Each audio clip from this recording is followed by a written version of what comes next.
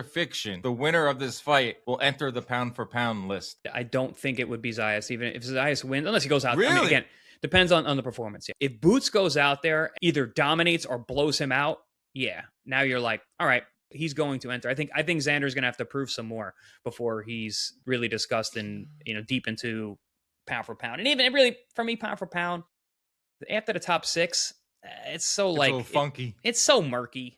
This is an interesting question. I think his name, that's Chris Algieri, obviously, and Dan Campiani or whatever.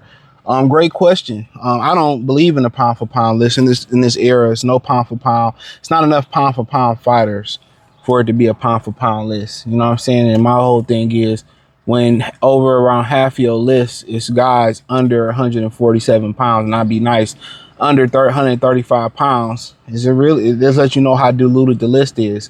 So I don't believe in a pound for pound list in this era. They're not fighting enough. But if I had to say, and I don't rank heavyweights, so that take Usyk out of there. Crawford retired. Really, maybe a Nuyuwa is on a really, really short list that I would consider pound for pound list fighters. But once again, nobody really care about fighters under 135 or 147 on that list. I think you got to be 147 to do something on the pound for pound list and up. In my opinion, right? But nonetheless, especially nobody counts cruiserweight neither. But that's neither nor there, right? No, neither one of them disperform, no matter how they win. If it's by one punch man knockout, if it's by none of them, their resumes have not screamed they've done enough to be on the pound for pound list. If I would have one, it's just, and if you put them in there, it just lets you know how diluted the pound for pound list is. I've talked about Boots and his lack of a resume. I've talked about it time and time again. Xander's 23 is understandable at 23. I think his resume is probably ahead at 23 years old. It's probably, especially with the backing of Top Rank, it's ahead of most guys, whether it was Haney, probably not Haney, but I'm just thinking like Crawford, Spence, it's his two belts by 23 and, and he got some solid name. I mean, cool. I would say it's above average. Boots' resume for a 29-year-old, and really you started peaking your powers 29, 30-ish in boxing.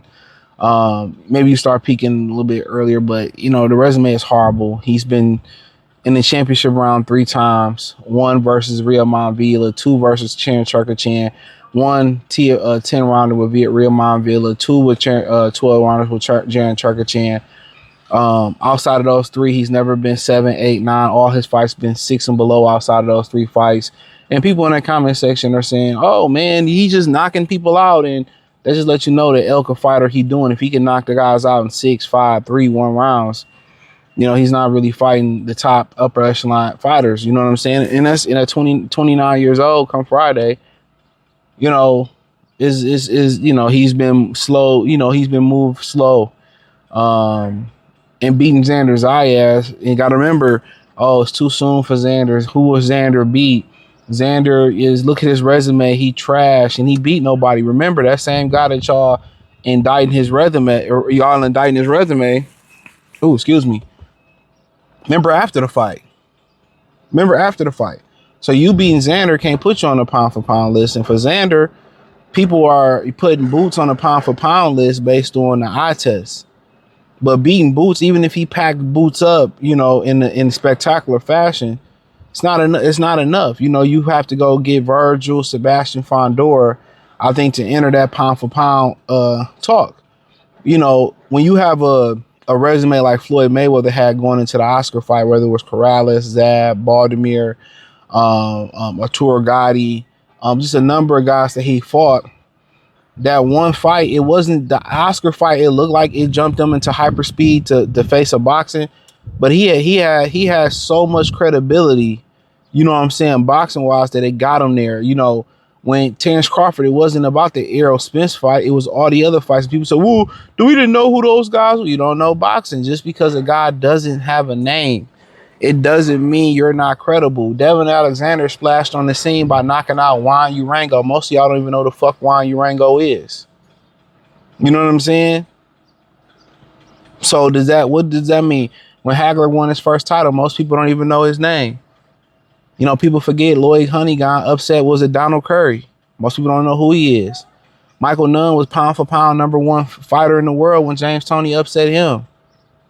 You know what I'm saying? Like, we can just go on and on with a bunch of names that people may or may not have known. You know what I'm saying? Like, Carlos Katana upset Paul Williams. Most people don't even know who Carlos Katana was. At one point, people didn't know who Winky Wright was. So just because you don't have a name, it doesn't mean that you're not a good fighter. And I feel like the credibility of Crawford resume, it showed his elk versus, Sean Porter. It showed his elk versus Terrence Crawford. It showed his elk versus Canelo Alvarez. You don't fight a whole bunch of nobodies and gold medalists and champions and former champions, and you blow the competition out the water. His resume, it was solidified by beating all the top guys. He was moved the right way. Not just because he had the talent, he was challenged in the right way in how they match made him. You know what I'm saying? And I say this about, PBC fighters all the time. They match make their fighters away from their weaknesses. If I'm training a kid in hooping and I see he got a problem going to his right, we're gonna train him to how to go right and get his shot off to the right. We're not gonna just say, let's just find a way to be more creative and hide the right hand. No, we got time. We're gonna make the right hand as dominant or as strong as we can. So whether they shade him to go right, he's gonna be able to kill him going right or going left. You know what I'm saying? So it's just, that's what PBC do. They match make they fighters away from their weaknesses. The thing about Top Rank, look, they gonna put you in the blender, and if you get chopped up, you get blended up, well, guess what? We gonna kick your ass to the curb. You know what I'm saying? Hey, if you come out the blender and you conquer and you that man, guess what? We're gonna put you on the track to superstar. I mean, it's simple as that. Either you swim or you don't swim. It ain't no flow, it ain't no, either you gonna swim or you gonna drown. You know what I'm saying? And that's the great thing about how Top Rank, which been around longer than anybody, how they groom their fighters. They groom them, and for Boots, this is a grooming process. Fighting all these nobodies, and guess what? At the same time, people will indict Boots on fighting all these nobodies, but or not want to indict Boots. This is how you tell people don't have objectivity. But Deontay, who was not as decorated as Boots as far as his long amateur background, he did the same thing Boots did. He literally fought a whole bunch of nobodies because he simply didn't have the experience in the ring. All Boots' father and them did was say, we just need to get reps. We just need to get reps. And I'm knocking it because if it worked, it worked. If it works, it works. Simple as that. If how they groom Boots and he becomes the face of boxing, it worked. I just know when they groom guys like that, typically, eventually it show up somewhere later in the career. But no, I think they need some to validate a pound for pound entry. They need some.